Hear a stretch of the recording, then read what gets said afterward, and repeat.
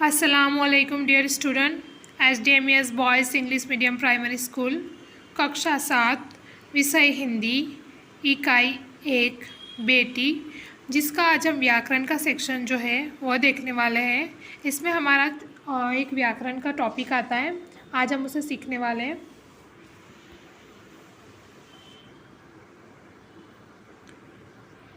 संख्यावाचक विशेषण। हमारी इस इकाई के अंदर, इस काव्य के अंदर हमारा एक टॉपिक है व्याकरण का, जिसका नाम है संख्यावाचक विशेषण। अब संख्यावाचक विशेषण किसे कहते हैं यह हमें इस शब्द से पता चल रहा है।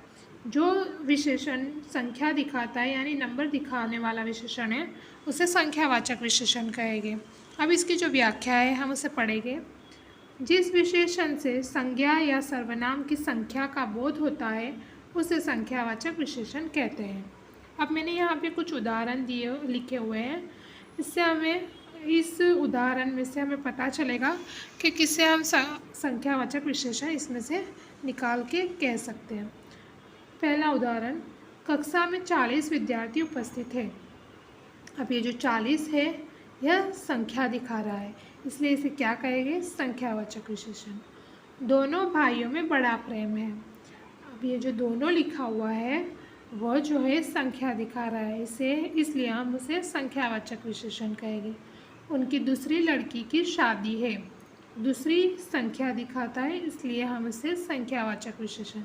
और फोर्थ जो है, देश का हर एक बालक वीर है। हर एक, ये भी संख्या दिखा रहा है, इसलिए हम इसे संख्यावाचक विशेषण कहेंगे।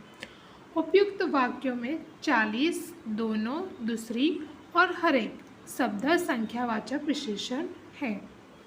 अब हमने ये तो देखा कि संख्यावाचक विशेषण है, पर संख्यावाचक विशेषण के भी दो प्रकार हैं। जैसे कि यहाँ आपको प्रतीत होता है, जैसे कि 40 जो नंबर है, दोनों और दूसरी, ये जो है वो निश्चित नंबर है, पर हर एक, इससे हमें पता नहीं चलता हर एक यानी कितने। अब इसके हम प्रकार के बारे में सीखेंगे।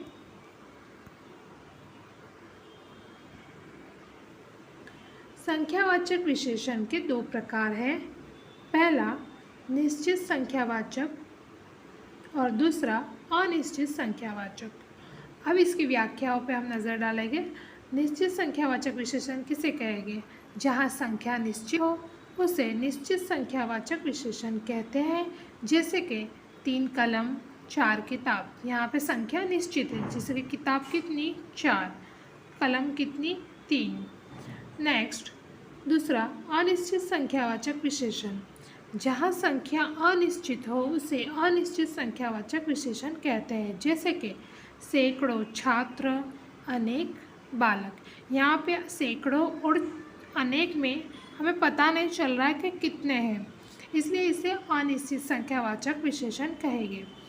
तो मैंने आप लोगों को ये दोनों टॉपिक समझा दिए, और मैंने ये वाली एक्सरसाइज जो है हमारे वर्क बुक के अंदर पेज नंबर 10 पे दी हुई है। मैं आपको इसके आंसर पहले ही भेज चुकी हूँ, और एक्सप्लेनेशन के हिसाब से जो अगर जिसने भी नहीं किया है उसे ये टॉपिक भी समझ में आ गया होगा, और इसका आंसर आप खुद भी लिख सकते हो। सो स्टूडेंट, आपको ये वाला कंप्लीट करके इसको अच्छे से आंसर लिख लेने हैं, और इसको पूरा वीडियो देख के इसकी एक्सप्लेनेशन जो है समझ लेनी है। Thank you for watching. Don't forget to press like button after watching this video. Allah Hafiz.